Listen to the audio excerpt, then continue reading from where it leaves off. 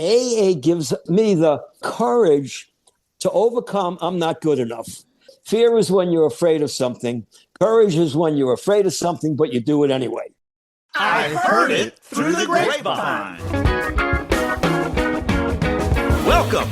It's the AA Grapevine half-hour variety hour featuring the collected voices of Alcoholics Anonymous. I'm Don, an alcoholic in Greensboro, North Carolina. Hey, everybody, I'm Sam. I'm an alcoholic in Palm Springs, California. Sam, it's a new month, and you know what that means. Cookies! Cookies, because the new grapevines are here. The new grapevines are here. Woo-hoo, Yay! Woo-hoo-hoo-hoo. Clap along if you feel like happiness is the truth. Because I'm happy! Clap along if you no longer like to drink vermouth. Don, you are not right. The holidays are a time for fun, fellowship, joy, and laughter.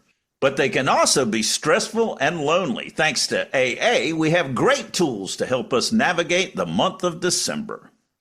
This month, we feature helpful holiday stories and touching experiences about remote community service. It helps us keep in mind those who can't reach us, especially this time of year. Let's start our review of the issue the way the magazine starts, with the letters section. The first one is so vivid. It tells the story of the New Year's Eve party where the writer passed out in the bathroom at a friend's house. He woke up the next morning drunk sick next to his disgusted wife. That memory helps keep him sober today. Ooh. In the story 2 a.m. at the Alcathon, a panicked newcomer on her first sober Christmas finds the safest place in town that night. In You Never Know, a member traveling to a remote area of India is able to give a fellow in need a life-saving book, a book he didn't even know existed. Guess which book that is, Sam? The Big Book! Oh, the Big Book. That makes sense. Okay. Ooh, that's a big book. A newcomer dreading the upcoming holidays gets a lift while giving a lift. Giving rides to meetings and How I Stayed Sober Till New Year's. And in One Boy's Life, a Grapevine editor's son recalls a holiday story he wrote for us in 1961 and tells us how AA saved his family. There's a little history there. That's going to be good. During the holidays, just showing up at more meetings helps me stay stress-free. I've learned I got to crank up my meetings. It also helps all the new people who are going through the holidays for the first time because I'm not just helping myself by going to meetings and sharing. I'm helping others. That's love in action right there. Yeah, that's 12-step work. I mean, just showing up actually makes sure that the meeting happens. It won't happen if we don't show up. Bill W. says, when the 12th step is seen in its full implication, it is really talking about the kind of love that has no price tag on it. That's in the 12 Steps and 12 Traditions, Don. Yep, the 12th step is love in action. I love that. That's 3 words, love in action, not 2 words, love in action. Love in action. That is love in action. Don, who's our guest today? Today's guest is definitely Steve in Nashville, Tennessee. He's got a story in the issue, of course. His story is Happy New Year on page 4 in the December issue of the Grapevine. But first, the news! The Grapevine is looking for stories about sober travel. How do you stay sober while traveling on trains, planes, and in faraway places? Vacations, business trips, or moving away to another town? How did you find AA meetings? Tell us about them. Have you had any close calls? Share the tools that helped you stay sober on the road. Stories are due by January 1, 2026. Go to aagrapevine.org/share.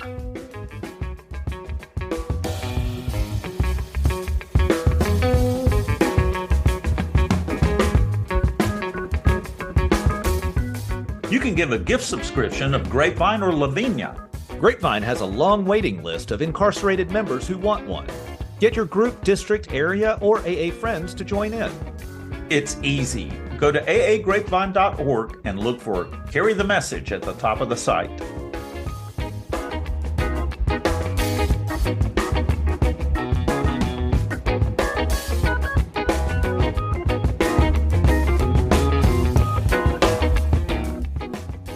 Hi, everyone. I'm Steve. I'm definitely an alcoholic, and I got sober back in New York. Lived in New York for 73 years before we moved to Nashville 10 years ago. And my home group there was Manhasset and Port Washington on Long Island. When did you get sober? I got sober in 1989. Sheesh. Yeah. That's been a minute. I don't act sober, according to my wife, much of the time. She says, if you boys back in AA want to know what you're really like, she's got to come and be a speaker at a meeting. And she's got, she's got a black belt in Al-Anon. And at the intervention, they sort of suggested that the ball game was over. Unless I do this, that, and the other thing. I was fired by my therapist. I mean, do you know anyone? Hi, my name is Sam, and I got fired by my therapist. Oh, God. He said, unless I stop drinking and go to AA, don't even make any more appointments. And everybody in my world agreed. So it's been an amazing 36 years. And I'm one of the lucky ones. It's a God thing.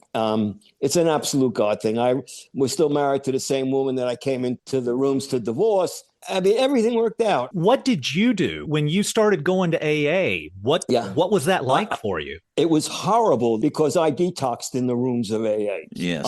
We had our intervention on a Sunday morning, and at my accountant's office, who told me, your accountant? My accountant's office, who also fired me, who said, you're so broke. And I had the biggest dental practice around, and I was making all this money and spending it. And Monday night, I walked into my first meeting, and I couldn't understand why I was sweating and shaking and twitching because I was missing my nightly drinks. Were you surprised that you started shaking? Because that happened to me. I also walked into AA, and I was like, I don't know how bad I am because I wasn't as bad as everybody else. But then I started shaking, and I was going, God, maybe this is real. Detoxing ain't fun. In the rooms of AA, did you get a sponsor early on? The boys back in Manhasset in the 80s, they just said, excuse me, stop the bull. Bleepity bleep. They were tough guys. They listen, just don't drink today and come to a meeting. And I'd go, what about this? And what about, they go, you're not ready.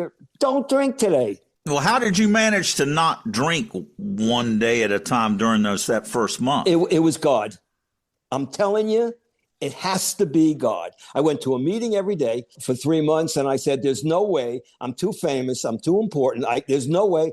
And they said, well, how about 90 days? And I said, okay, I'll take 90 days. I was so crazy. And they said, you found time to drink every night. So I had to have a meeting at night. I was the same way. Yeah. I had to have a meeting that interrupted that time when I normally would be drinking. I got a sponsor. I waited like 3 months because there was nobody good enough for me. And John and I, 36 years later, are still brothers. And he's sober, and we've been friends because now I don't know I have no idea who's sponsoring who. It's lost its stuff. We're buddies.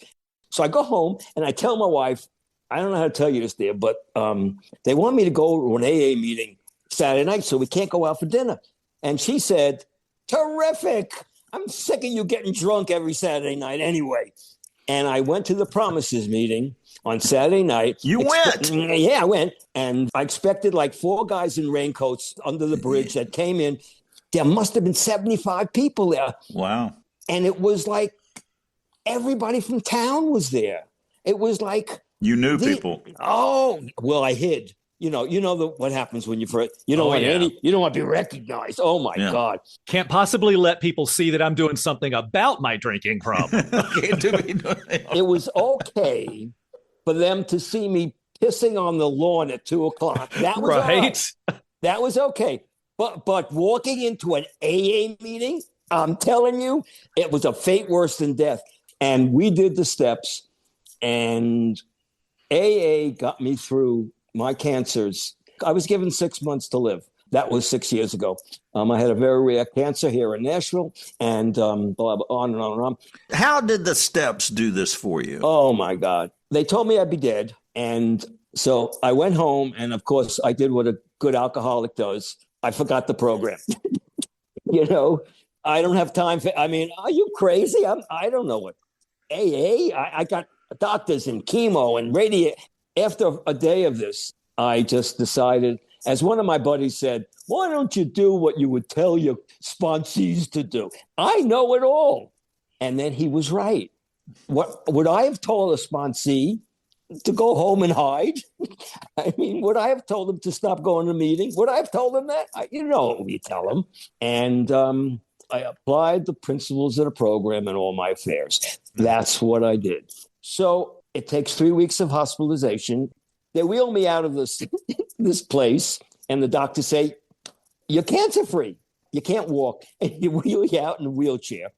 And I pass a mirror, and I'm going, I had 2 years of chemo. So I'm bald as a bowling ball, okay? I couldn't walk, and I went home. And as I'm going home, I'm saying, this higher power sucks. Look what he's leaving me. I'm in a wheelchair. I couldn't walk, by the way, for a while. Now I'm fine. But God, this is it. I'm sober all these years. Tell me why you did this. And tell me not only why you got me in remission, and tell me what you want me to do now. So I go home. I started to go to meetings, believe it. But this was COVID, so it was all Zoom. You wouldn't have been able to very easily get to meetings anyway. Well, I could have physically, but I had no immune system when you have a transplant. Right. So the doctor said, no. I had to stay in the house for a month. Couldn't leave. No one could come in there. So I did Zoom. I start telling everybody, on my friends in AA especially. And all of a sudden, I start getting these phone calls. I guess they felt guilty. I'm not going to. Maybe they were happy I wasn't going to die. They all thought I'd be dead in 6 months. And so they start calling. But then the calls change. They go, oh, my wife was just diagnosed. Oh, my son was. Oh, my friend. What should we do? And I found myself with my AA buddies telling them my story on the phone and telling them who to see, what to see. And I just started doing that. And I said, is that a sign? And I said, what's the sign, God? And he said, you got to spread the word of hope to AA people or cancer people. And I have been doing that for the last 3 years. Your story, Steve, made me think of the third step prayer, the fact that you've been through cancer, you're mad at God, but what can I do? And it is the third step prayer. Take away my difficulties, that victory over them may bear witness to those I would help of thy power, thy love, thy way of life. That's an example of what you did. So I'm speaking before this big audience at Leukemia Society. And I would suggest, get a cancer sponsor. They think I'm a genius. Where did I ever hear about a sponsor before? I go, maybe everyone, I say cancer. I give a speech on why cancer was the best thing that ever happened to me. That's the speech. When they hear that, they go, ooh, what are you, crazy? And I go, yeah. And then I give a speech on, it taught me to live one day at a time. Did you ever hear that expression before? And this is so much of that. Practice these principles. Get a higher power if you can. Talk to him. I do all the things. How about a gratitude list? They never heard of that. God put AA in my life to get me sober so that when I got cancer, I could handle it. I'm telling you, by applying the principles of the program in all my affairs. That's it. They used to say at AA, your problems may not get better, but you will. AA can't cure my cancers. No, life is going to life. It works on how I deal with life. That's right. So I got this thing about God and prayer. I don't know. I got overcome with it. How happy I was and how at least I'm being treated in the greatest medical facilities in the world, in the greatest country. And who else could afford this stuff? And I got up as I'm finishing up and they were moving the stuff. And I make an announcement. Listen to this. This is AA. I go, would anyone like to pray with me? And there was silence in the room. The nurses, the doctors, they look up. I said it real loud because I lost my hearing. So I speak so loud. And they go, what do you mean? I go, well, I would like to make a circle. Does this sound familiar at all? Mm-hmm. And I have a non-denominational prayer that I would like to say if anyone would like to join me. The entire room with the nurses joined me, and I did the Serenity Prayer. And I've been doing that at the chemo centers for the last 2 years. It's AA. It's AA can get you through. It may not cure you. It may not make you better, but boy, it can get you out of your own self. That's exactly it. It's our greatest liabilities become superpowers. And that's what has happened. That's what I'm hearing you say. Steve, is there a moment in the past week or so where you just had an unexpected moment of joy in recovery, in the rooms, an unexpected laugh? Okay. This is a moment, but it's also an advertisement. I'm allowed. It's AA. Okay, I'm allowed. Okay. So 3 years ago, a guy named Rick from Miami started a group on Zoom. It's AA people in recovery who have or had cancer. Okay. Now, I heard about it 6 months later, and I joined it. So how many people do you think could do that? Okay. This is only closed meeting. Closed meeting means it's just for members of just AA. Who have or had cancer. No, nobody else. No. So within 8 months, we got 50 people signing up for it, and 1 day a week. We had one meeting a week. So we decided to do add on. So then a couple of months later, we ended up with 2 meetings a week with 100 members, and it still was too many people. Okay. So we did 3 meetings a week. Now, this is only for cancer patients in AA. Right. And we started that, and then it was still too much. So we extended it to an hour and a half, which is unusual for AA. And that's where we are today. And it's international. People call in from their dying bedsides. People call them hysterical. They were just diagnosed. People call in from hospitals. We get like 40 to 50 people at every call, 3 days a week. And that's fantastic. It's called Cancer and Sobriety. It's the most amazing group of people sharing their experiences, staying sober during the worst of times and the best of times. We have a lot of people that are in remission. Well, this is the way AA works, because I lost my brother-in-law and his wife in a plane crash. And at the funeral, I was 2 years sober at the time, and I really wanted to drink that day.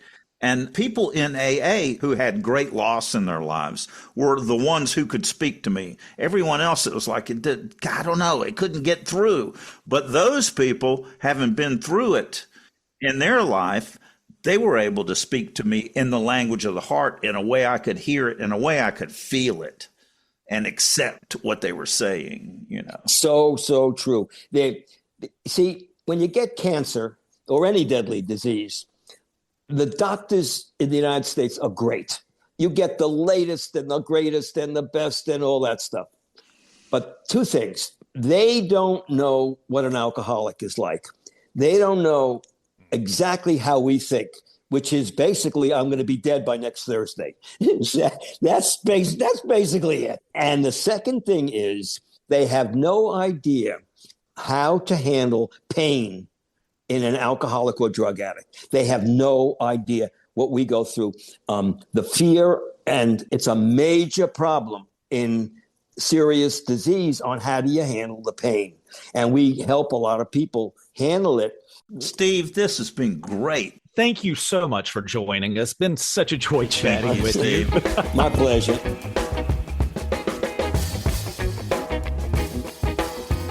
Now we have a recording of the story Remedy for a Lonely Holiday by Chuck H. from the December 2025 issue. With a paid subscription on the app, you get the audio for every article, and you can listen to the magazine as a playlist. Sober Holidays. Remedy for a Lonely Holiday. With his wife away and daughter in the hospital, this newcomer's Christmas was looking bleak. AA to the rescue. I've always wondered if our emotions and feelings are closer to the surface during the Christmas season than other times of the year. Is this because I'm reminded of the hope and joy that Christmas represents? It seems like I'm more sensitive to sadness, happiness, loneliness, and joy this time of the year. The Christmas of 1986 was probably the loneliest and yet most beautiful Christmas of my life. I was sober 2 years and 8 months then. That Christmas morning, I woke up a little later than normal, probably because I didn't want to face the day. I put on my bathrobe and slippers and wandered out into the living room. There were no Christmas decorations, no tree, and no gifts in the house. I was all alone. My wife was in Berlin, Germany, taking care of her sick parents. My 20-year-old daughter had bronchial pneumonia and was in an oxygen tent at the hospital. There was going to be no Christmas for us that year. I was all alone, and I felt it. An empty house can be a very lonely place for an alcoholic. I knew that if I felt like drinking, I had no fear about calling another sober alkie like me to share about it. A problem shared is half a problem, they say. I wasn't so worried about drinking. Loneliness was my problem. I didn't want to call another alcoholic on Christmas Day to whine about being lonely. I believe the place inside me where I get the willingness to work my AA program is a gift from God.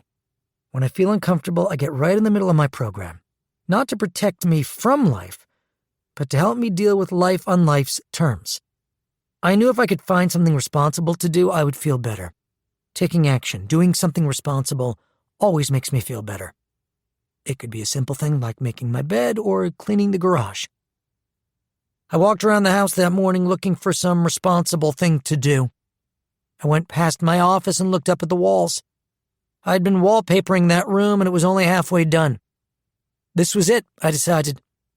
My responsible thing to do. I would finish wallpapering my office on Christmas Day. Why not? I love God and His timing. The very second I find the willingness to take action, God steps in and gives a hand. I once heard a man say, if you turn your electric light bill over to the care of God, you'll be sitting in the dark for a long time. But if you get a job, get up and do the job, then God will help. The very second I made the decision to do something to make me feel better, the phone rang. I had had the same sponsor for 2.5 years, and he always made it very clear that it was my responsibility to call him, not his to call me. Yet, here he was calling me on Christmas morning. Chuck, he said, I want you to know that you're not alone and that I love you. He went on to say, I just want to let you know that nothing happens in God's world by mistake. Then he continued with what would probably make no sense to a normie, but which made perfect sense to me. He said, I don't know what God's will is, but maybe your daughter is in the hospital at this time to keep her off the highway and to keep her in a safe place. He said goodbye and I hung up. That was the first time that man had ever called me. My day changed in an instant. I no longer felt alone. I was loved. The joy of Christmas began to fill my heart. I even turned on some Christmas music and sang along. I changed my clothes and went into my office and finished the wallpapering. Then suddenly the phone rang again. It was someone reminding me about the AA open house with the buffet lunch. Right after that, the hospital called and said my daughter was being released that day. I went and picked her up, and instead of driving her home, I took her to that AA open house and buffet. I knew that she would want to be there too. My daughter has been sober in AA for 2.5 years now. Her AA friends would be there along with mine. She and I got to feel the joy of being with friends. We had a reason to celebrate, for we were participating in life. A joyous gathering, a moment of thanksgiving. My ability to celebrate is directly proportional to how much gratitude I have at the moment. If I'm at peace with myself, it means I'm at peace with the world. I'm grateful. I have reason to celebrate. Every year at the AA meetings I attend just before Christmas, I like to share this story, how some simple phone calls changed my whole day. I always suggest to the members present to take time out of their Christmas day to call another alcoholic and wish them good cheer and tell them you love them. I do this, and my Christmas days are always a little better for it. Chuck H., Laguna Woods, California.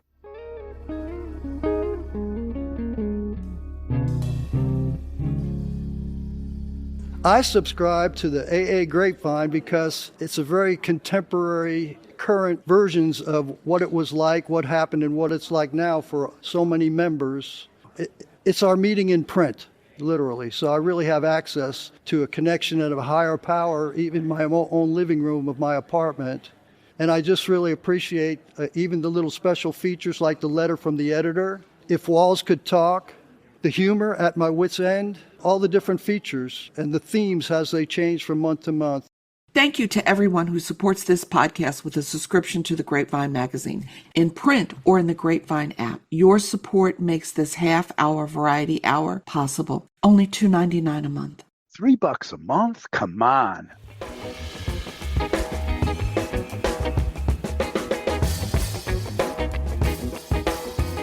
I'm at the very wit's end. Cuckoo. You're about to enter another dimension, a dimension not only of sight and sound, but of questionable choices and strong pulls. A journey into a land where the jukebox never stops, the bar tab disappears mysteriously, and last call is merely a suggestion. You've just crossed over into whiskey business. A guy goes into a whiskey business and sits down next to a drunk man who is with the dog. Is your dog nice? Oh, yeah. Yep. Well, I'll just give him a pet on the head. Now, who's a good boy? Who's a good boy? Hey, I thought you said this dog was okay. That is not my dog.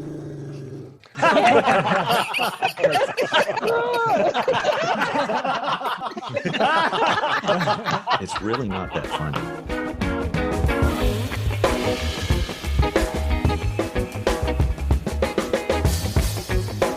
Thanks for joining us. The AA Grapevine Half-Hour Variety Hour is posted every Monday and is produced by AA Grapevine, Inc. We don't speak for AA as a whole. We share the experience, strength, and hope of members to help others recover from alcoholism. All things Grapevine are available at aagrapevine.org, including our app and how to get in touch with us. Find us on Instagram and YouTube.